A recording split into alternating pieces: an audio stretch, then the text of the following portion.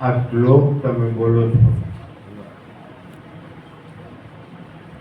પણ આ શ્લોકની અંદર ગુરુના 13 લક્ષણો બતાવે છે. બ્રહ્માનંદમ, પાવસુકલમ, કેવલમ, જ્ઞાનમૂર્તિમ, ગંધાતીતમ. આ ગુરુના 13 લક્ષણો સ્કંદ પુરાણમાં 216 શ્લોકમાં ભગવાન શંકર પાર્વતીને આ ગુરુ લીલામૃત સમજાવે છે. અને એમાં પહેલો શ્લોક પ્રારંભમાં જ બ્રહ્માનંદમ પરમસુખદમ કેવલમ જ્ઞાન.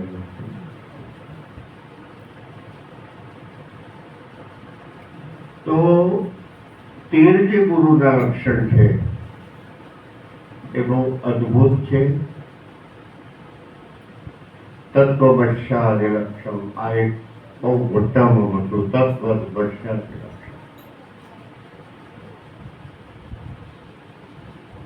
અત્યાર સુધી આપણે બહુ કે ભાઈ માણસમાં જ્ઞાન છે અને બુદ્ધિ પણ છે. તો કદાચ માણસમાં બુદ્ધિ હશે પણ જ્ઞાન તો પશુ પક્ષીમાં છે. પશુ પક્ષીમાં બુદ્ધિ નથી. એક કૂતરાને તમે આયનો ધરો, દર્પણ કાચ, તો એ પછી મરી જશે. પણ એને એ ખબર નથી કે મારું પ્રતિબિંબ છે. એક ચકલાને સામે તમે આયરન કરો, એ ચાંચ મારી લોહી નીકળશે, મરી જશે, પણ એને ખબર નથી કે આવું છે. જ્યારે એક જ માત્ર માણસને ભગવાને બુદ્ધિ આપી છે. બરોબર ને? કે કાચમાં જોઈને તરત જ આ તો હું છું. જે પોતાની જાતને ઓળખે એ જ પરમાત્માને ઓળખી શકે. પોતાની જાતને જ્યાં સુધી ન ઓળખી શકે ત્યાં સુધી એ ભગવાનને કદી ઓળખી શકવાનો નથી. હું લગભગ 8-9 વર્ષનો હતો, 80 વર્ષ પહેલાની વાત કરું છું. તો સિદ્ધપુરમાં એક માણેકલાલ કરીને નાઈ, અને એની દુકાનમાં મહિનામાં 15 દાડે વાળ કપાવવા જવાનું, એક આનો આપવાનો, વાળ કાપી આપવાનો. પણ ત્યાં મને બરોબર યાદ છે, આજે 80 વર્ષ સુધી એ શબ્દોને મારા હૃદયમાં મેં કાપી દીધા છે, પીટી કરી દીધા છે. હું કોણ અને આવ્યો ક્યાંથી લખેલું હતું ત્યાં સુવાક્ય કે હું કોણ અને આવ્યો ક્યાંથી, ક્યાં પાછો ફરનાર, શું લઈ આવ્યો સાથમાં અને શું લઈ નીકળનાર. બસ આટલા 5 શબ્દો જો તમે યાદ રાખો ને તો જીવનમાં કંઈ કરવાની જરૂર નથી. ગુરુ મહારાજની કૃપા એ આપોઆપ તમારા ઉપર થાય. પણ હું કોણ, પહેલું તો એ જ સોચો કે ભાઈ હું કોણ. તો કાયમ માટે આ ચિંતન કર્યા કરો. કારણ કે આપણામાં કહેવત છે કે પાકા કાંઠને શું કહેવાય, કાંઠલા ન ચડે, પાકા માટલે કાંઠલા ન ચડે.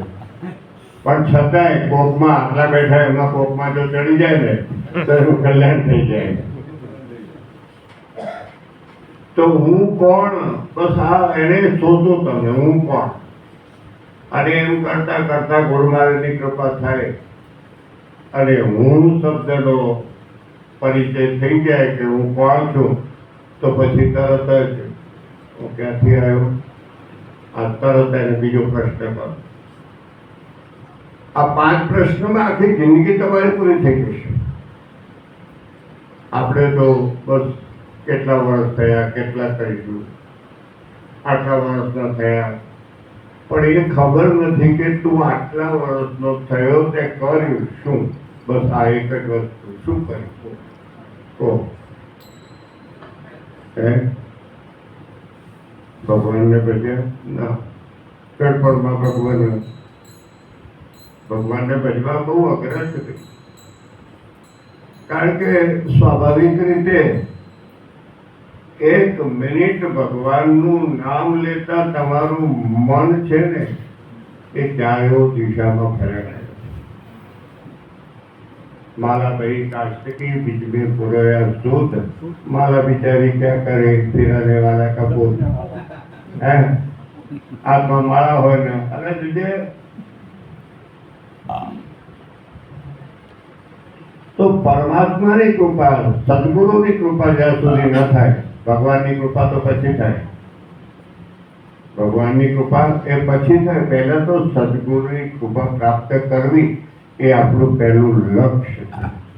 અને એ લક્ષ્ય વગર સદગુરુની કૃપા થાય નહીં. અને એ થાય તો તરત જ એ ઈશ્વરને, પરમાત્માને તમે પામી શકો છો અને મેળવી શકો. સિવાય દર્શનાય ભવાય બોલે. શિવ ગુરુ મહારાજનું સ્વરૂપ કેવું છે? શિવ સ્વરૂપ. શિવ એટલે કલ્યાણ. શિવનો મતલબ થાય છે કલ્યાણ. એના શરણમાં જાય એનું હંમેશા કલ્યાણ થાય છે, એમાં કોઈ શંકા નહીં. પછી ભવાય દર્શનાય. ગુરુ મહારાજના દર્શન કરવાથી જન્મો જન્મના પાપમાંથી મુક્ત. જન્મો જન્મના ભગવાનના દર્શન તો કરવાના જ છે, પણ ગુરુ મહારાજના દર્શન ભલે હયાત ન હોય, એ હયાત ન હોય પણ છતાંય એની જે ચેતના છે, એની જે દિવ્ય ચેતના છે, એ હંમેશા આપણી સાથે આપણું રક્ષણ કરતી. એના વાણી, દર્શન પછી શું આવે? વાણી. વાણી જે છે, મહારાજ તો હાજર નથી. ગુરુ મહારાજ તો પ્રત્યક્ષ શરીર પંચભૂતનું છે નહીં, પણ વાણી રૂપી જે આ દેહ છે, બે સ્વરૂપ છે, એક પ્રત્યક્ષ સ્વરૂપ અને એક વાણી સ્વરૂપ. તો વાણી રૂપી જે આ દેહ છે, એ ભૂખ્યા માણસને બહુ ભૂખ લાગી હોય અને તેને જમવાનું આપો અને કેટલી તૃપ્તિ થાય છે.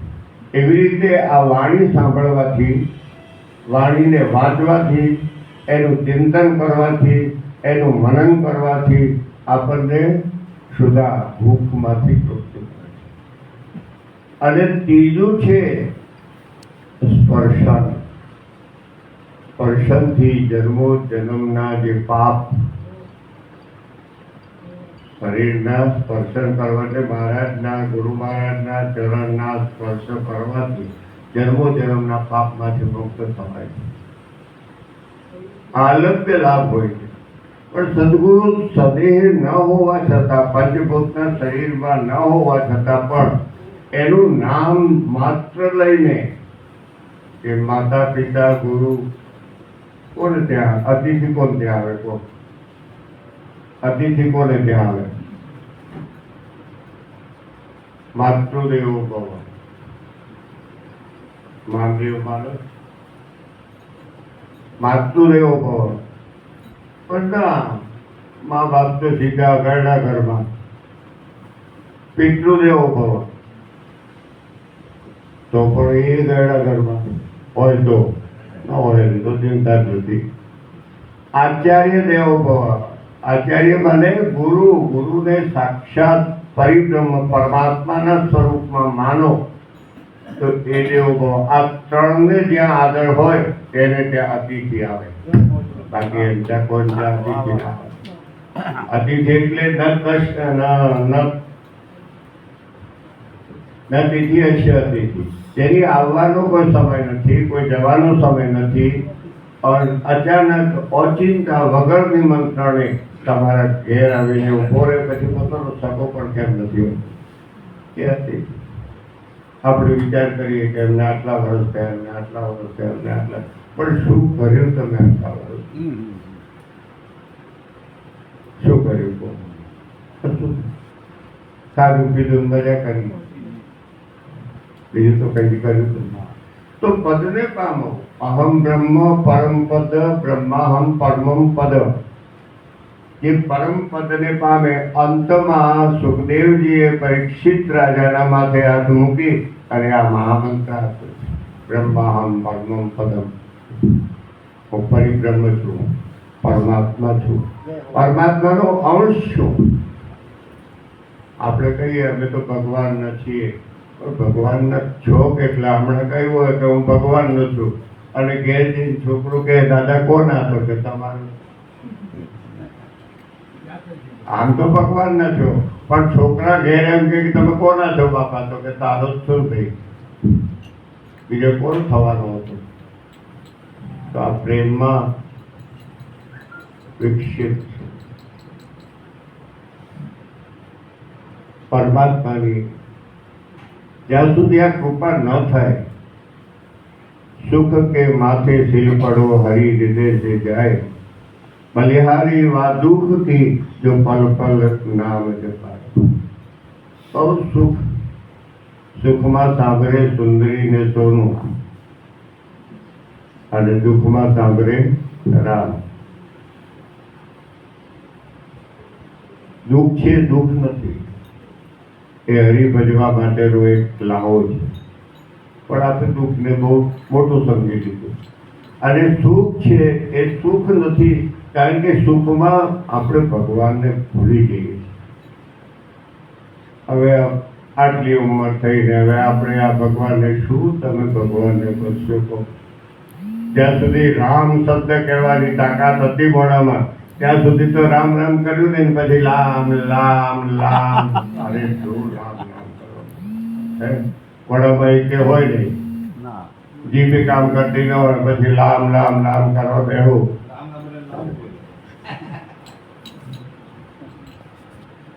તો હું કોણ અને આવ્યો ક્યાંથી? બસ પછી ત્રીજું, હું કોણ અને આવ્યો ક્યાંથી, ક્યાં પાછો ફરનાર? હવે જઈશ ક્યાં? હવે મારે ક્યાં જવાનું? હું કોણ છું, ક્યાંથી આવ્યો છું, હવે હું ક્યાં જઈશ? પણ શું લઈ આવ્યો સાથમાં, અને શું લઈ નીકળનાર? ફક્ત કહ્યું છે ને, આવ્યો ત્યારે મુઠ્ઠી વાળી જાતિ વેળા ખાલી, તારો સમય સંભાળ.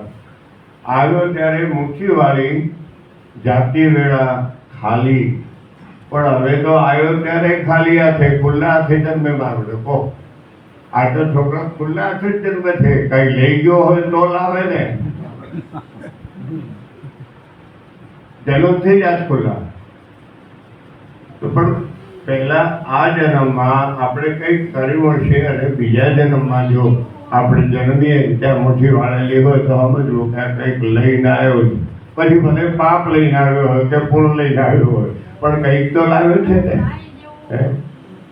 હું કોણ અને આવ્યો ક્યાંથી, ક્યાં પાછો ફરનાર? શું લઈ આવ્યો સાથમાં, અને શું લઈ નીકળનાર? આ 80 વર્ષ સુધી મારા આ કલેજામાં લખાઈ ગયેલું છે. 80 વર્ષ થયા આ વાત. તમારી ઉંમર કેટલી હશે કહો? 80 વર્ષ થયા, તમારી ઉંમર કેટલી? 90 નો તો ત્યાં જોવા જતો હતો. અજામત કરાવો. તો પરમાત્માના નામની જે તાકાત છે, પરમાત્મા નામની જે શક્તિ છે, 1 મિનિટમાં તમે આમ જય બોલો, અહીંથી આમ સંગ લઈને જતા હો, અને થાક લાગ્યો હોય પછી પાછળથી બોલો સદગુરુદેવ મહારાજ કી જય બોલ્યા એટલે એનામાં જોશ આવે, તાકાત આવે. તમે જેટલી વાર જય બોલો, ગુરુદેવની જેટલી વાર જય બોલો, ભગવાનની જેટલી વાર જય બોલો, એટલી વાર તમારી અંદર તાકાત, શૌર્ય અને જોશ આવે. અને 5 કિલોમીટર પોતાને હેડી જશું. એ વખત થાક નહીં લાગે, પણ 5 કિલોમીટર થાક્યા છે વળી પાછી જે કાર કરો, તરત જ આગળ કરો. તો મને ખૂબ અહીંયા આવવાનો ઘણો આનંદ થાય. અને મને એમ થતું હોય કે અમારા મને ક્યારેક કે હેડો જેઠા જઈએ, આમ શાંતિ લાગે મને, પરમ શાંતિ છે.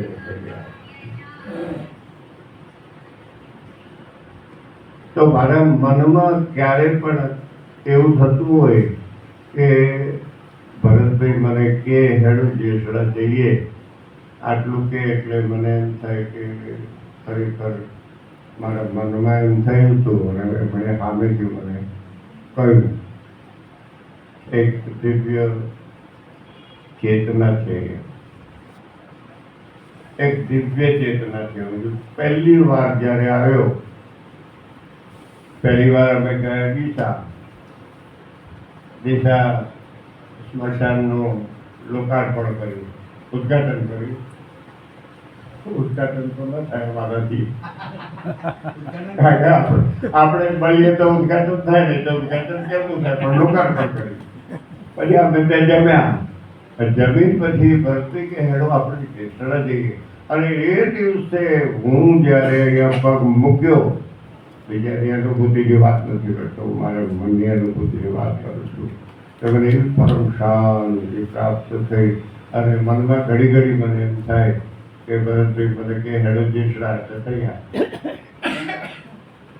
તો આ એક અલૌકિક ચેતના, અહીંયા એક અલૌકિક ગુરુ મહારાજની જે ચેતના છે ને વખતે છે, એનો અનુભવ કરો તમે.